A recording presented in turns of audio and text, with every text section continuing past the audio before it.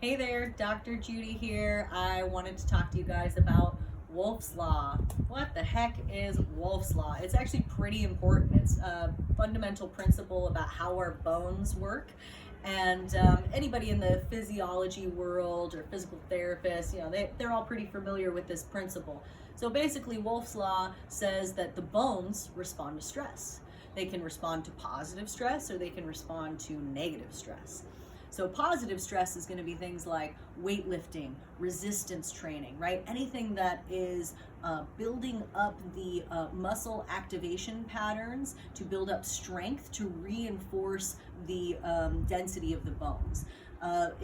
There's a lot more complicated stuff that goes into like the physiology of how that works, but the sum of it is resistance and weight training is really beneficial to your bone density.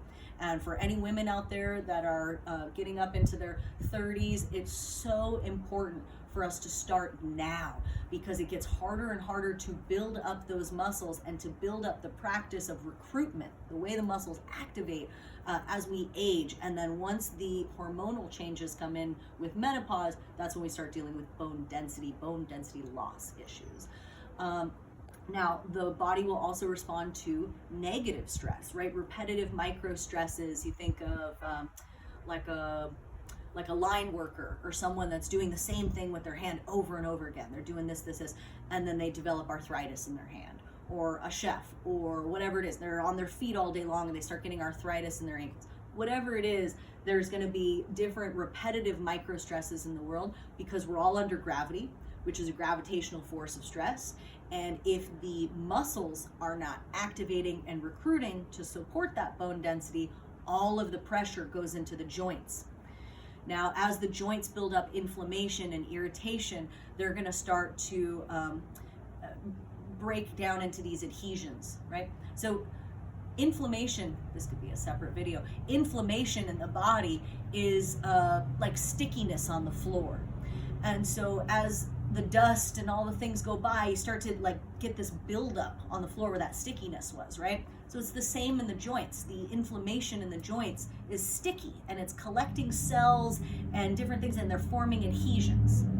And those adhesions over time will develop scar tissue and ultimately arthritis.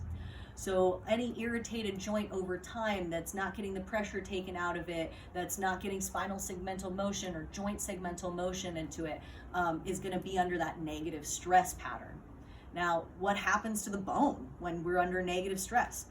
Well, it likes to do really interesting things. It says, oh, this joint is irritated, and it sends a signal to the brain. It says, this joint is irritated. I don't think we should move it.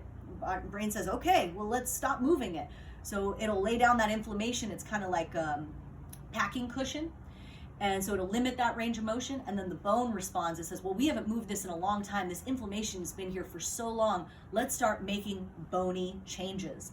So then you get things in the spine like lipping and spurring. You can get bone spurs in the heel. You can get bone spurs in your knee. Anywhere that there's stress in the joints, you can get those bony changes. As we age and we get older, the spine can actually start to fuse itself together. So you can have areas where the bones, like, right, we have 5 low back bones, where they actually start to stick together and they no longer move. And it's not like, oh, I need an adjustment. No, that would be breaking your bones. I'm not going to do that for you. But we can break down some of the adhesions. We can break down some of the inflammation in the joint space and help if there's even still a window in there of space left where the bone hasn't formed, we can keep it moving and help support those tissues to reduce the stress. But if you're not doing anything about that inflammation in the joint, if you're not doing anything to make more positive stress in the body and to reduce the negative stress, then over time those bony changes will happen one way or another.